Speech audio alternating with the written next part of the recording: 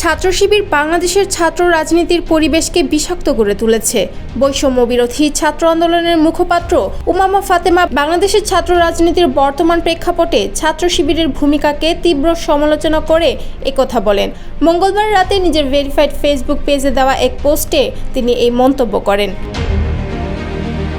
তিনি অভিযোগ করেন, যারা একসময় ছাত্রলীগের ছত্রছায়া রাজনীতিতে টিকে থাকার চেষ্টা করেছে তারাই এখন নিজেদের সাধারণ ছাত্র সাজিয়ে নতুন আন্দোলনের সুযোগকে ব্যাহত করছে। তিনি লিখেন, যারা এতদিন ছাত্রলীগের মধ্যে মিশে সার্ভাইভ করার ভং ধরে সেই ছাত্র সংগঠন কিনা এখন আরেকজনকে ট্যাগ দিতে আসে, এদের সাধারণ ছাত্র ভং ধরে বারংবার ছাত্রদের সাবোটেজ করার কারণে আসল সাধারণ ছাত্রদের কথা বলার পরিবেশ সংকুচিত হয়েছে।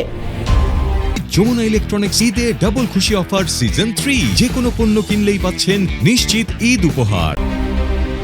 আসিয়া ধর্ষণের ঘটনার প্রতিবাদে 8 মার্চ ঢাবির সুফিয়া কামাল হল থেকে নারী শিক্ষার্থীদের মিছিলের প্রসঙ্গ টেনে তিনি বলেন, আমরা হল পাড়ে অনেকক্ষণ দাঁড়িয়ে স্লোগান দিয়েছি, কিন্তু হল থেকে কেউ বের হয়নি। সাধারণ শিক্ষার্থীগিরির এটাই নমুনা। পান থেকে চুন খসলে যেখানে এরা মিছিল বের করে সেখানে আসিয়ার জন্য এরা মিছিলে যুক্ত হতে পারে না। উমামা দাবি করেন, এরা ছাত্রলীগের শাসনামলে কখনোই সংগ্রামে ছিল না, বরং নির্যাতনের অংশীদার হয়েছে। এখন সুযোগ বুঝে নিজেদের রাজনৈতিক এজেন্ডা বাস্তবায়নে সক্রিয় হয়েছে। 2024 সালের ডামি নির্বাচনের সময় তাদের নির্লিপ্ততাও তুলে ধরেন তিনি। উমামা বলেন, আমার খুব পরিষ্কার মনে আছে 2024 সালের ডামি ইলেকশনের বিরুদ্ধে আমরা 31 জুলাই থেকে রাজু ভাস্কর্যে ডামি নির্বাচন বর্জন করে আন্দোলন করছিলাম।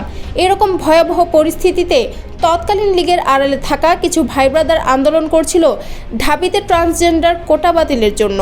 আমরা তখন তাদেরকে আমন্ত্রণ জানাই আমাদের আন্দোলনে যোগ দেওয়ার জন্য। এরা 2024 নির্বাচনের পুরোটা সময় মুখ ফুটে একটা শব্দও বের করেনি।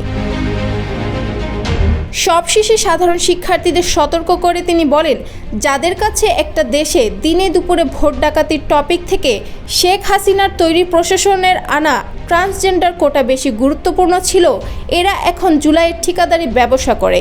এই ঠিকাদারদের হাতে জুলাইও নিরাপদ না।